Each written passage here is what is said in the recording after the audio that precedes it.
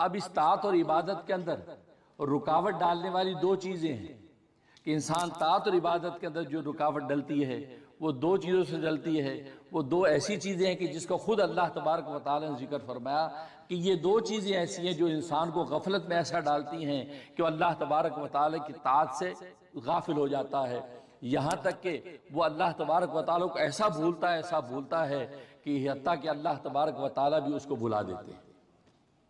جب اللہ تبارک و تعالی بھلا دیتے ہیں تو پھر اس کے لیے یاد دہانی کی اب کوئی گنجائش نہیں رہتی. اور وہ دو چیزیں کیا ہیں؟ قرآن کریم نے کہا کہ ایک مال اور دوسرے اولاد. مال اور اولاد دو ایسی چیزیں ہیں یہ اللہ تبارک و تعالی کی طاعت و عبادت سے بندے کو غافل کرتی ہیں. مال بھی بندے کو طاعت اور عبادت سے غافل کرتا ہے. انسان مال و دولت کی چھنکار کے اندر ایسا غافل ہوتا ہے، ایسا جو اس کھانے اور کمانے میں لگا رہتا ہے کہ وہ مال عطا کرنے والے منعم کو بھول جاتا ہے. دوسرا اولاد، اس اولاد کی محبت میں ایسا جو سرشار رہتا ہے، اس اولاد کے منشوں کو پورا کرنے، اس کی اچھی اور بہتری زندگی کی طرف سوچنے میں ایسا منہمک رہتا ہے کہ یہ بھول ہی جاتا ہے کہ جس رب کریم نے یہ اولاد کی نعمت عطا کی ہے اس کا بھی تو مجھے شکر کرنا ہے. اس لیے قرآن کریم میں اللہ تبارک و تعالی نے یہ شکایت کی، یا ایھا الذین آمنوا، اے ایمان والو، لا تلھکم اموالکم ولا اولادکم عن ذکر اللہ، کہ تمہارے مال اور تمہاری اولاد اللہ کی یاد سے تمہیں غافل نہ کرے.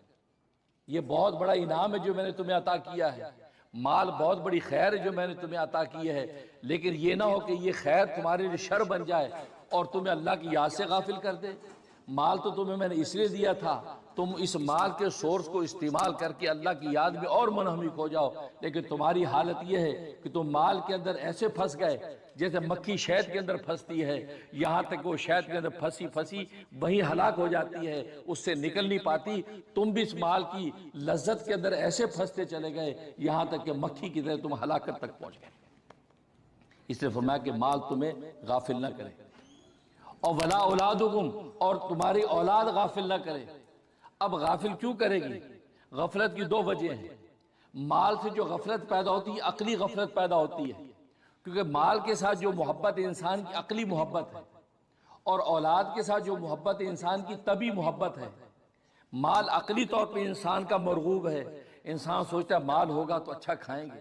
مال ہوگا تو اچھا پئیں گے، مال ہوگا تو اچھا پہنیں گے، مال ہوگا تو اچھا محل بنائیں گے، مال ہوگا تو اچھی گاڑی خریدیں گے، مال ہوگا تو اچھی عورت سے شادی کریں گے. تو مال، یہ چونکہ ساری کی ساری یہ چیزیں مال کی بنیاد پر ملتی ہیں تو لہذا عقلی طور پر وہ مال کو مرغوب سمجھتا ہے، ارے مال ہوگا تو سب کچھ ہے،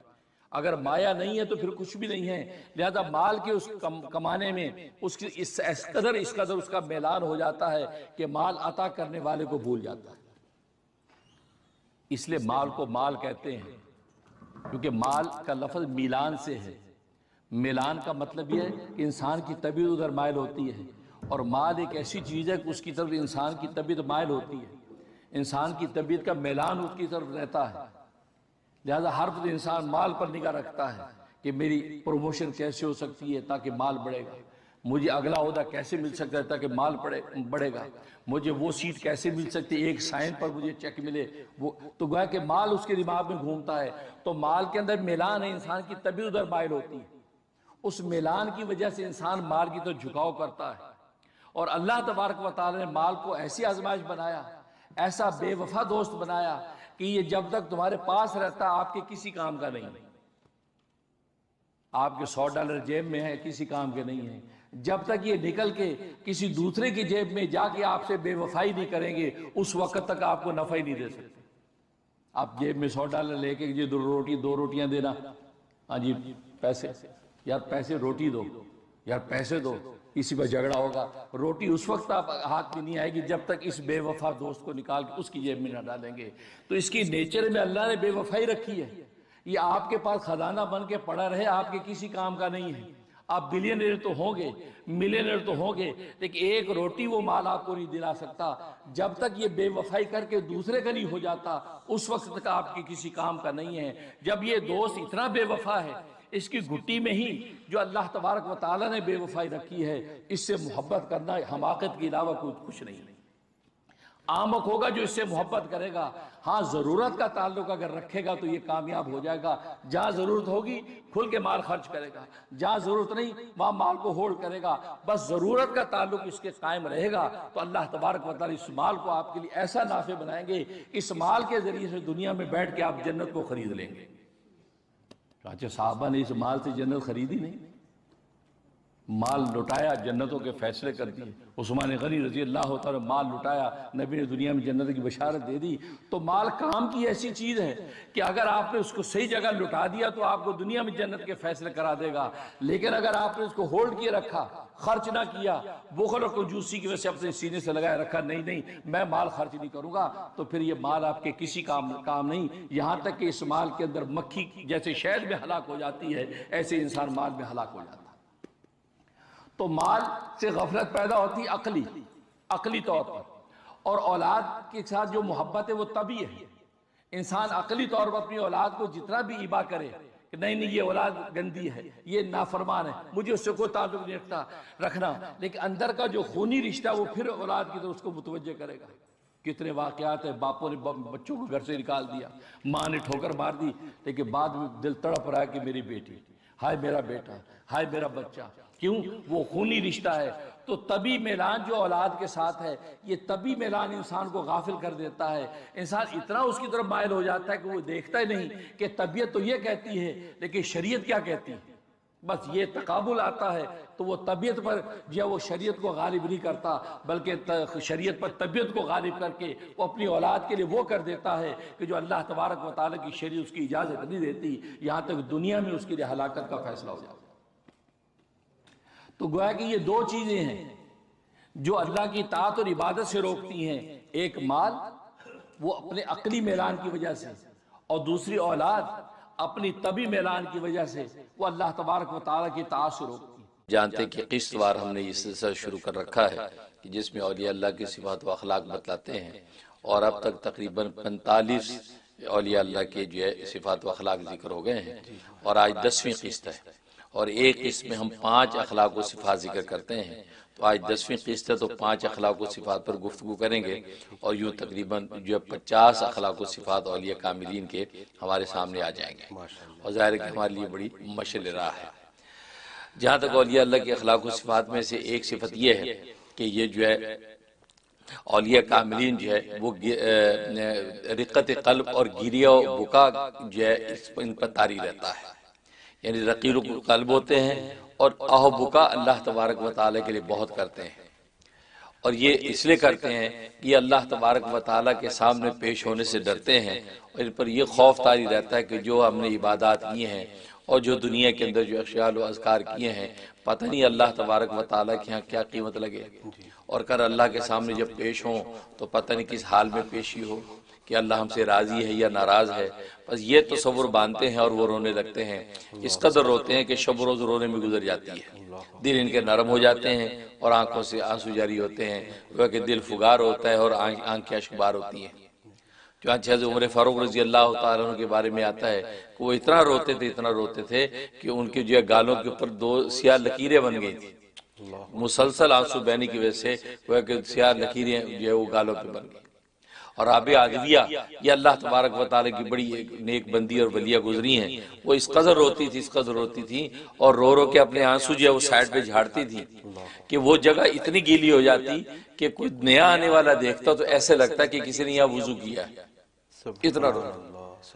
और ज़ाहिर का हदीस में आता है कि अगर खौफ खुदा से कोई शख्स रोया और एक आंसू जो मक्खी के सर के बराबर हो उसकी आंख से अगर टपक जाए तो अल्लाह तबारक व तआला उसकी उस आंसू से उसकी जहन्नुम को बुझा देते हैं। और यहाँ इन औलिया कामिलीन की हालत यह है कि इस कदर गिरिया तारी है कि वो अल्लाह तबारक व तआला की याद में और अपनी ज़ात को देख कर जो रोते हैं। तो ये इनका एक खास वसफ है कि औलिया कामिलीन का दिल नरम हो जाता है और आंखें इनकी अश्कबार रहती हैं और हर वक्त अल्लाह तबारक व तआला की याद में रोते हैं। ये इनका एक वसफ। और दूसरा इनका वसफ ये कि मुहासबा नफ्स करते हैं, अपने नफ्स के मुहासबे में रहते हैं। किसी दूसरे पर जो है वो तनकीद करने के बजाय, किसी दूसरे पर ऐब और नक्स की उंगली उठाने के बजाय अपने नफ्स को देखते हैं, अपने नफ्स के मुहासबे में मुब्तला रहते हैं। यहाँ तक कि वो ये देखते हैं कि गुनाहों में हंसना तो दूर की बात है, खुद अपनी ताअत के अंदर कोताही का तसव्वुर करके जो है वो अपने जो अल्लाह के सामने शर्मिंदा रहते हैं। یعنی عام آدمی تو گناہوں کی حالت میں بھی ہنستا بستا نظر آتا ہے، اور یہ طاعت کی حالت میں بھی یہ ان کے اوپر فکر طاری رہتی کہ پتہ نہیں اللہ تبارک و تعالیٰ کی ہماری عبادت کی کیا قیمت لگی ہے۔ تو اپنے نفس کے محاسبے کے اندر مبتلا رہتے ہیں، لہذا محاسبہ نفس جو ہے ان کو شب و روز کروٹ لینے نہیں دیتا۔ کوئی اقوال ہوں، افعال ہوں، احوال ہوں، اعمال ہوں، کسی بھی جو عمل و قول کے ظاہر کرنے سے پہلے اپنے نفس کا محاسبہ کرتے ہیں، اور اپنے نفس کو اس قابل نہیں پاتے کہ میں یہ بات کہوں، اس قابل نہیں پاتے کہ میں یہ قدم بڑھاؤں، بلکہ اپنے آپ کو کمتر سے کمتر سمجھتے چلے جاتے ہیں۔ لہٰذا اس محاسبہ نفس کے نتیجے میں وہ اسی فکر میں رہتے ہیں کہ کل کو اللہ تبارک و تعالیٰ کی پتہ نہیں کیا قیمت لگے گی، اور اپنے ایک ایک قول کی شب و روز جو ہے وہ اس کو پڑتال کرتے رہتے ہیں کہ یہ میں نے جو کام کیا اللہ اور اللہ کے رسول کے منشا کے مطابق تھا کہ نہیں۔ سونے سے پہلے اپنے پورے نفس کا محاسبہ کر کے سوتے ہیں تاکہ پتہ چلے کہ دن بھر کے اندر کیا کوتاہیاں ہوئیں، کیا غفلت ہوئیں، اور اللہ تبارک و تعالیٰ کے سامنے ہم کیا امید رکھیں۔ تو یہ محاسبہ نفس جو ہے یہ اس سے کبھی غافل نہیں ہوتے۔ اور تیسرا اس کے اندر یہ وصف یہ ہے کہ یہ طول عمل کو ترک کر دیتے ہیں، لمبی لمبی امیدیں نہیں باندھتے، یہاں تک کہ یہ اپنے ذاتی بڑے بڑے مکان نہیں بناتے، کیونکہ یہ سوچتے کہ ہمیں اگلے سانس کی بھی توقع نہیں ہے کہ اگلا سانس بھی آئے گا یا نہیں، یا جو سانس ہم نے اندر کھینچا تھا وہ سانس باہر نکلے گا یا نہیں۔ یعنی اس قدر یہ اپنی جو آخرت کا تصور باندھے رکھتے ہیں کہ وہ یہ کہتے ہیں کہ بس یہ کچا پکا گھر کوٹھا ہو جس پہ سر ڈھانپ لے انسان، اور خارجی جو انسان قدرتی آفات سے محفوظ رہے، اور بس اللہ تبارک و تعالیٰ کی بات میں لگا رہے۔ لہذا یہ تصور باندھ کے یہ طول عمل سے اعتراض کرتے ہیں کہ لمبی لمبی امیدیں نہیں باندھتے، اور یہ سوچتے ہیں کہ پتہ نہیں کب بلاوا آ جائے۔ یہاں تک کہ جب گفتگو کر رہے ہوتے ہیں ان کو یہ توقع نہیں ہوتی کہ یہ گفتگو سے میں فارغ ہوں گا، اور فارغ ہو کر جب مجھے اللہ کی عبادت کا بھی موقع ملے گا یا کسی مخلوق کی خدمت کا بھی موقع ملے گا یا نہیں، اور اس گفتگو کے دوران ہی اللہ تبارک و تعالیٰ کا بلاوا آ جائے۔ تو یہ تصور باندھ کے رکھتے ہیں جس کی وجہ سے طول عمل سے اعتراض کرتے ہیں، لمبی لمبی امیدیں نہیں باندھتے۔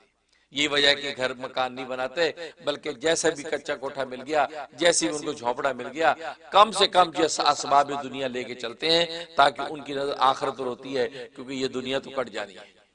یہ ان کی کیفیت ہوتی ہے، کیونکہ طول عمل سے اعتراض کرتے ہیں۔ اور چوتھا مطلب یہ ہے کہ اللہ کی مخلوق پر شفقت کرتے ہیں، الشفقۃ علی خلق اللہ، اللہ کی مخلوق سے شفقت کرتے ہیں۔ مخلوق جو ہے بھلے وہ انسان ہو یا حیوان ہو، چونٹیاں ہوں یا پرندے ہوں، لیکن اللہ کی مخلوق ہے اس پر ان کو ایک شفقت ہوتی ہے، یہاں تک کہ گناہگار بھی اگر سامنے ہیں تو گناہگار پر بھی مہربان ہوتے ہیں، اس پر رحم کی نظر سے دیکھتے ہیں، اور یہ سوچتے ہیں کہ کچھ بھی ہو میرے محبوب کی مخلوق تو ہے، میرے محبوب کی تخلیق تو ہے، لہٰذا زمین پہ رینگنے والی چونٹیاں ان پر بھی یہ شفقت کی نظر، رحم کی نظر سے دیکھتے ہیں، ان کی بھی خدمت اور راحت کا سامان کرنے کی کوشش کرتے ہیں۔ تو یہ شفقت علی خلق اللہ ان کے اوپر طاری رہتی ہے، اور یہ کسی مخلوق سے بھی یہ کسی قسم کی عداوت اور بغض نہیں رکھتے۔ انسان تو بڑی بات ہے، یہ حیوانوں کے ساتھ بھی ان کو کسی کو بغض نہیں ہو، عداوت نہیں ہوتی، بلکہ ان مخلوقات پر بھی شفقت کرتے ہیں۔ کبھی اگر ان مخلوقات کو کسی قسم کی خدمت کی ضرورت ہے، کسی مصیبت میں وہ مبتلا ہے، تو فوراً ان کی مدد کو بھی پہنچتے ہیں، چاہے کہ انسان ہو اور انسان گناہگار بھلے ہو، یہ اس کی بھی خدمت کرنے کی کوشش کرتے ہیں، اور یہ سوچتے ہیں کہ جو کہ اللہ کی مخلوق ہے اس مخلوق کی خدمت کروں گا، ہو سکتا ہے یہ خدمت اللہ کے یہاں قبول ہو جائے تو وہاں میں سرخرو ہو جاؤں۔ تو یہ مخلوق پر شفقت کا ایک شان ان کے اندر موجود ہوتی ہے۔ اور پانچواں وصف ان کے اندر یہ ہوتا ہے، یہ ترک جدال کرتے ہیں، لڑائی جھگڑے سے بچتے ہیں، یہ بحث مباحثہ مناظرہ نہیں کرتے ہیں۔ اگر ایک بات کہنی ہے وہ ایک نصیحت کے طور پر سامنے والے کو کہہ دی، اس میں بھی یہ تصور کرتے ہیں کہ یہ جو بات میں کہہ رہا ہوں اس آواز میں میرے کان اس کے کانوں سے زیادہ قریب ہیں، کیونکہ میں زیادہ مستحق ہوں اس نصیحت کا جو میں دوسرے کو کر رہا ہوں، اور دوسرے کو اس نیت سے نصیحت کرتے ہیں کہ سبق کو سنا رہے ہیں، جیسے شاگرد استاد کو سبق سناتا ہے، حالانکہ اس کو پڑھاتا نہیں بلکہ سناتا ہے، بالکل ان کا تصور یہ ہوتا ہے کہ میں سامنے والے کو نصیحت سنا رہا ہوں اور حقیقت میں اپنا سبق یاد کر رہا ہوں۔ یعنی یہ سامنے والے کو کمتر نہیں سمجھتے، اور اگر سامنے والا وہ جدال اور جھگڑے کی کوشش کرے، جی کہاں سے آپ نے کہہ دیا، یہ کیسے کہہ دیا، تو اس سے بحث نہیں کرتے، جی ٹھیک ہے آپ نے بجا فرمایا، جو آپ کہہ رہے ہیں بہت اچھا، اپنا راستہ ناپتے، جھگڑا نہیں کرتے، اس سے بحث مباحثہ نہیں کرتے، دلائل کی بحث نہیں کرتے۔ یہ ان صوفیہ کرام کا خاص وصف ہوتا ہے، ان اولیاء کاملین کی خاص شان ہوتی ہے کہ اس سے جھگڑا نہیں کرتے۔ یہاں تک اگر کوئی شخص یہ کہتا ہے یار یہ کتب ابدال کا وجود کہاں سے آ گیا، یہ کون کتب ہوتے ہیں، کون ابدال ہوتے ہیں، یہ کہاں سے ثابت ہے، کہا جی ٹھیک ہے آپ جو کہتے ہیں جی بس شکریہ، ہم تو نہیں مانتے کہ جی ٹھیک بہت اچھا آپ کی مرضی، میں نے جو کہنا تھا کہہ دیا۔ تو یہاں تک جو ہے یہ اپنے تصوف سلوک کے حوالے سے بحث و مباحثے کے اندر نہیں پڑتے، بلکہ سامنے والے کو نصیحت کر کے اپنا راستہ ناپتے ہیں اور اس کے ساتھ الجھتے نہیں۔ تو ترک جدال کرنا، جھگڑے سے بچنا، یہ ان کا خاص وصف ہوتا ہے، بس نصیحت سچے دل سے کر کے یہ اپنی منزل کو چلے جاتے ہیں۔ اس انداز سے جو ہے دعوت حق کو پھیلاتے رہتے ہیں، کسی کے دل کے اندر بات اتر گئی تو اس کو بھی منزل مل گئی اور اس راہ مستقیم پہ آ جاتا ہے، اور جس کو نہیں ملی تو وہ محروم رہتا ہے، وہ اس کا بوجھ اسی کے گردن پہ رہتا ہے، یہ اپنے ذمے سے بری ہو جاتے ہیں۔ بہت انٹرسٹنگ حضرت، بہت دلچسپ۔ اس سے تو حضرت یہ سوال ذہن میں آنے لگا کہ اولیاء اللہ یہ تو سارے پیر کامل ہو چکے ہوتے ہیں، تو حضرت ان پر تو اللہ کی خاص محبت کی تجلی بھی پڑ چکی ہوتی ہے، اللہ کے خاص مقرب بن چکے ہوتے ہیں، تو اس کے بعد پھر ان کو تو مطمئن ہو جانا چاہیے، پھر یہ کیوں اتنی احتیاط والی زندگی گزار رہے ہوتے ہیں؟ بڑا اچھا سوال اٹھایا آپ نے۔ اصل میں بات یہ ہے کہ اطمینان، دنیا اطمینان کی جگہ ہی نہیں، اچھا، دنیا بے چینی کا نام ہی دنیا ہے، اللہ، یہ اطمینان کی جگہ نہیں، اطمینان کی جگہ جنت ہے اور بے چینی کی جگہ جہنم ہے۔ دنیا میں نہ کامل اطمینان ہے نہ کامل بے اطمینانی ہے، بلکہ دونوں چیزیں ہیں۔ اس لیے وہ دونوں تمام چیز کی کیفیت ان کے اوپر رہتی ہیں کہ دل کے اندر ان کی اطمینان رہتا ہے